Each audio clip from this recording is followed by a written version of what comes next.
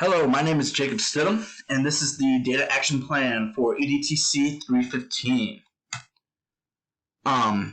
Before we get started, this is the presentation agenda. These are all the topics and the steps that I will be going over for this presentation, and not only what myself and my team has done, but some of the takeaways that I have taken from this. So, introduction-wise, this presentation is mostly going to be about the data action process that my team and I went through this semester. We're going to go over the different steps on how you yourself can do it, as well as some of the big takeaways that I have had. So the timeline of the process, we had 5 different data meetings throughout January, February, and March.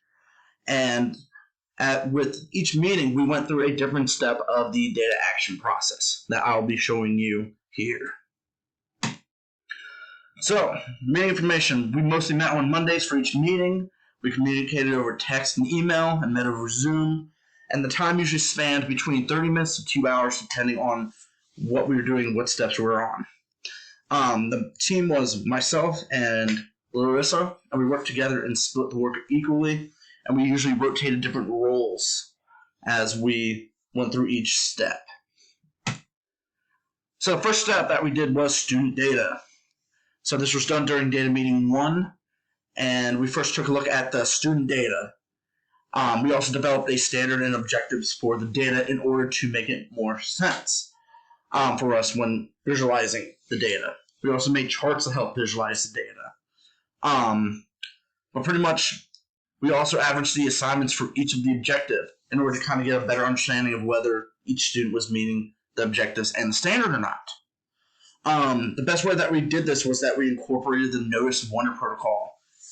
So the Notice and Wonder protocol, pretty much you take a look at the data, you look at the different trends within the data, and you kind of ponder as to some of the interesting things that you may see that may stick out. In our case, one of the big things that stuck out was the homework and how those who weren't meeting standard also had low homework scores. So we began thinking of exploratory questions based on the data, and then we also kind of brainstormed what could we focus on or improve. So conclusions from this meeting: many students were not meeting standard and failing objectives. There's a big correlation that students were not meeting standard, also had low homework. And then the 2 exploratory questions was, how are students understanding the material that we're teaching? Do they find it easy or difficult? And then how are we providing supports for students to meet standard, and how are they differentiated for our IEP students? And based on these exploratory questions, we'll make an overall one, and then later on, we'll base our SMART goal off of that. So these are the charts that I made during our first meeting. It shows the average for each standard and for each objective. And as you can see, different students are either meeting standard if they're above a 6 or meeting a 6, or they're not meeting standard, and a lot of them are not. And that tends to correlate a bit with the homework. So step 2 in this is the artifact tracking sheet, and pretty much using our exploratory questions from the first step. In our second data meeting, we looked at what kind of artifacts in the classroom can help us look at data related to how students are progressing. It was very broad at first, but then as we kind of formed our final exploratory question, we specified it. We looked into whether they were learning gaps or instructional gaps involved with each artifact, and then started to think of goals and improvements that went along with our exploratory question. Then what artifacts would be the most helpful in achieving our desired goals? What sort of goal would we focus on? How could it improve student performance but still be achievable? And for our next steps, begin brainstorming SMART goals and how to proceed next. So this is a copy of the artifact tracking sheet that we put together. And as you can see, we have all the criteria from that. So once we have that, our step 3 was gaps and learning goals. We really dug down and reviewed the different learning instructional goals. We based it on large group, small group, or individual. And then we finally finalized our SMART goal in data meeting number 3. So our SMART goal ended up being at least 70% of students will receive a 3 or 4 in the homework category of the next data chart. And we kind of asked, what specifically can we do? What strategies and activities to help with the homework could help, then student-centered or instructor-based. And our next steps, begin thinking of ways to achieve a goal, how to track progress, and what strategies and activities can help. And this is a copy of that document. And as you can see, we have the different gaps, how they're grouped, and then our SMART goal at the bottom. So step 4 is data meeting number 4, and that's the action plan tracking sheet. So we finalized our SMART goal, and we kind of run some strategies and activities for that. We had a list of a variety of activities and strategies, and we kind of put in the tactic method, benchmarks, frequency, estimated completion time, and verifying artifacts. And we also listed different ways of improving and motivating students.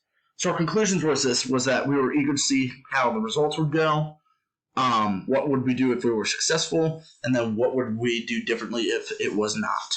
So our next steps, analyze new data when available, and make steps based on result. We'll do activities, strategies in the meantime.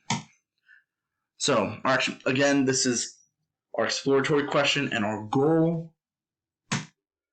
And this is a copy of our handout. And the cool thing about this is that not only did we kind of brainstorm a lot of these, but Larissa also had the idea to ask her students, which I'll also bring up here in a little bit, what they thought would be good ideas for them and kind of get their student voice in. So step 5, new data and next steps. So this was our last data meeting. So we took a look at the new data and was surprised by improvements.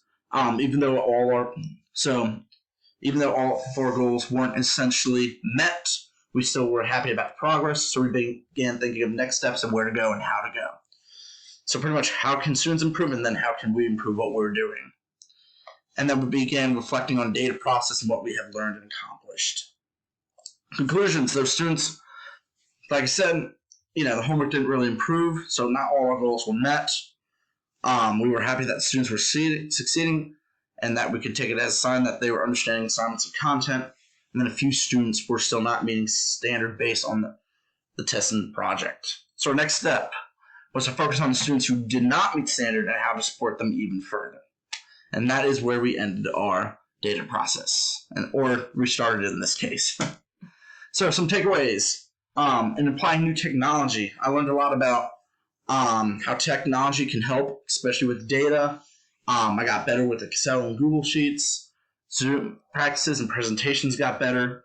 Then online classrooms that help with tracking and assignments also really helped. In designing more authentic projects, I really kind of thought that student-centered, collaborative projects with multiple means of representation and student choice would also be good in trying new ideas and trying to achieve goals. Student voice was a really big one. Like I said earlier, Larissa asked her kids for that 4th step, and really, student voice is really important because you kind of get the view from the kids and how they think the class is going and how you're doing and what they think you're doing well and what you could be doing better. So I could do more surveys, I could do more reflections after assignments, I could even do an opinion box because student voice is really important, and that's something I kind of picked up from this lesson, or kind of was reminded. And then finally, as a teacher leader, this is a process I can bring to my school, both in my department and school-wide. And it kind of brings upon the ideas of the PLC, because it was kind of nice to be able to work with somebody and not only bounce my ideas off of her, but to kind of learn a little bit from her as well, and to kind of get support from her. And it was really big to see how the process can help with the data and improving schools. So final conclusions, really in favor of Nourish and Wonder protocol. That was my favorite protocol, and it's something I would highly recommend to anyone because it really did make a lot of data that was confusing a lot easier to understand. Data can really help drive change in the classroom, And then no matter how it turns out, data plus strategies is progress because it shows that you have a growth mindset and that you are really trying. PLCs can really help in more ways than one because it really can help support you and you can learn a lot more. And then I'm just looking forward to the future. And even if things don't turn out like it did this time, you're still trying, you still have a growth mindset, and I'm still willing to try new ideas. So that is my final project. Hopefully you enjoyed this. I definitely enjoyed this semester in your course, and I really want to thank you for everything you've done. So thank you, and I hope you have a great rest of the semester. Thanks.